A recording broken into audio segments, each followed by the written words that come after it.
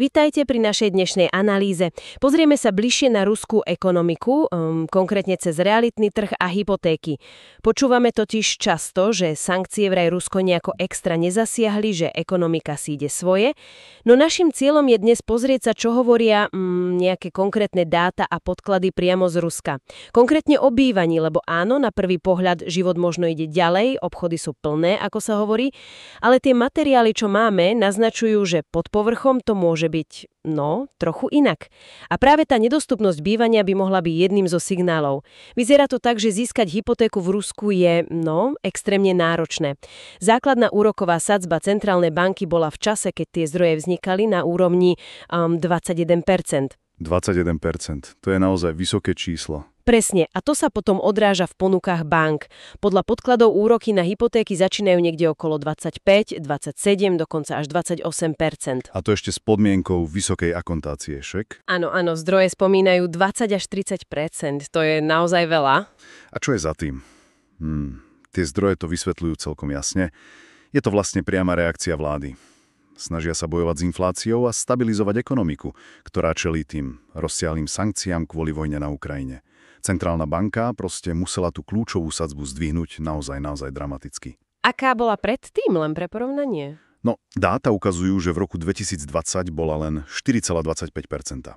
Potom, po invázii vo februári 2022, vyskočila na 20%. Páni. A potom sa to ustálilo na tých spomínaných 21%. To jasne ukazuje, pod akým tlakom tá ekonomika je. A co to znamená pre bežného Rusa, ktorý si chce kúpiť byt?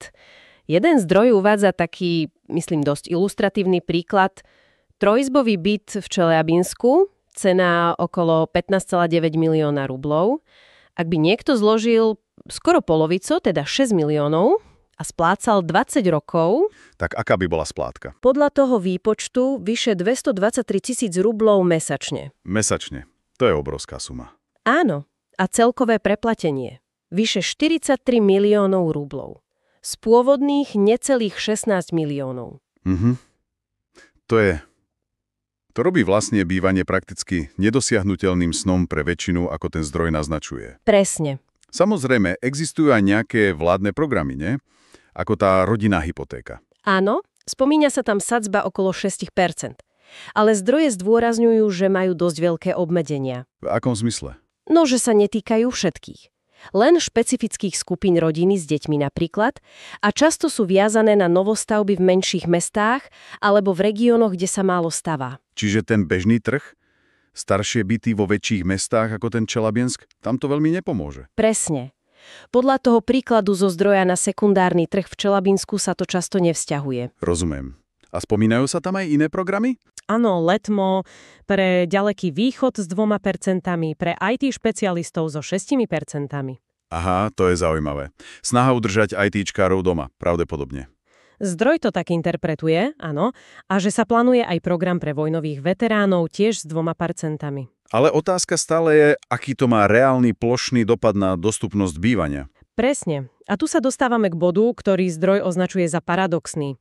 Bol tu predtým iný veľký program od 2020 do 2024 s 8% na novostavby. Mal bývanie sprístupniť. A výsledok?